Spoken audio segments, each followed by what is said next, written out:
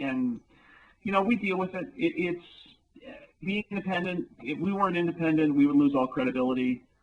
There are people who will always say, Macworld, all they do is say good things about Apple. Of course, I also hear from people who say, Macworld, you should be more supportive of Apple and not write critical things of them. And, there are some fundamental assumptions in what we write generally, which is that, no, we don't write Macworld from the perspective that you shouldn't be a Mac user and that the Macs are no good and why aren't you using Windows. There is the assumption there that you're somebody who cares about Apple products, and that by focusing on them, we get to know stuff that maybe somebody who parachutes in, covers Apple for a couple of days a month, and then goes on to the next gadget, the next PC, the next Windows program, the next virus, doesn't do. I mean, we spend all our time drilling down into Macs and Mac OS X and Mac software and peripherals and the iPhone and the iPod, and that's what we do. And so, there's a trade-off there, but we are proceeding from the assumption not that everything that Apple does is right, but that the people who are reading what we're doing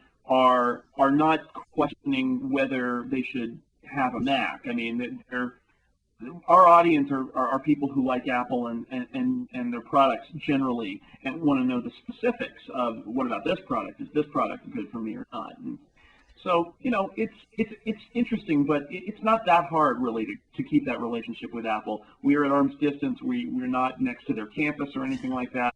We talk a lot, but, we are, it does, I hear from people who assume that Apple is like calling us up and telling us what to write, and it's just, it's just not true. I've never seen anything like that. I mean, there are also people who say that every review we do is paid for, and that's also not true. But people are going to believe what they want about the media, and they can go ahead and do it. But in reality, our relationship with Apple is good, but it's not.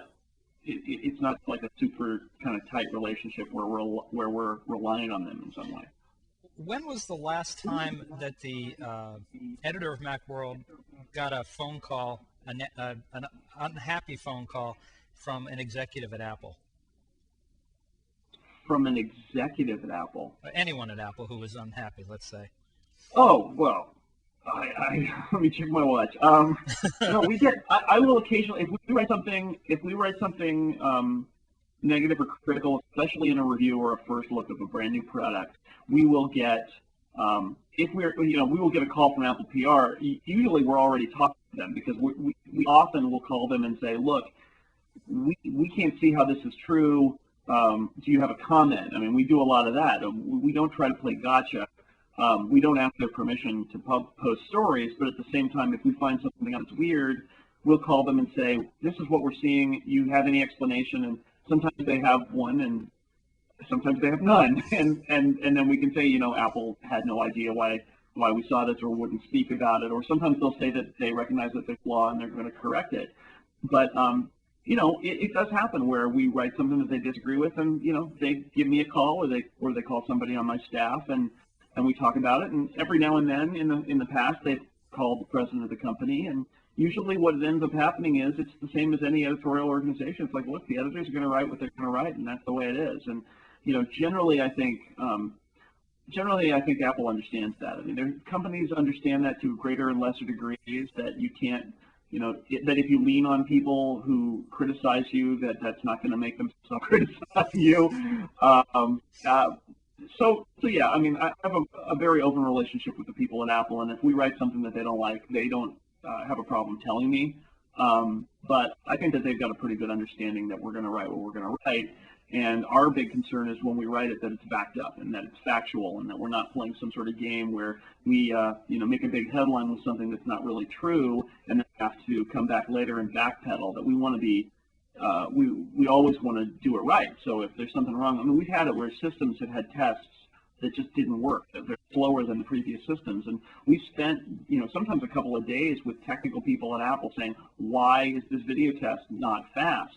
And that can be very illustrative because there might be some piece on the web that says, I ran this benchmark that I downloaded and it sucked and these systems suck. Whereas we can come out and say, well, it turns out there's a problem with certain apps with the video card, and until those apps are updated with new software, they're not going to work very well. So if you use those apps, don't buy the system yet. And that's much more informative than hey, I ran this test and got a bad number.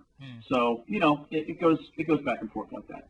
All right, last question, and I did warn you about it. What is the suckiest Mac product ever? The suckiest Mac product, Apple product? I'm going to ask you to be a little more specific. All right, let's say the suckiest Apple product ever. Let's put that editorial independence on the line here.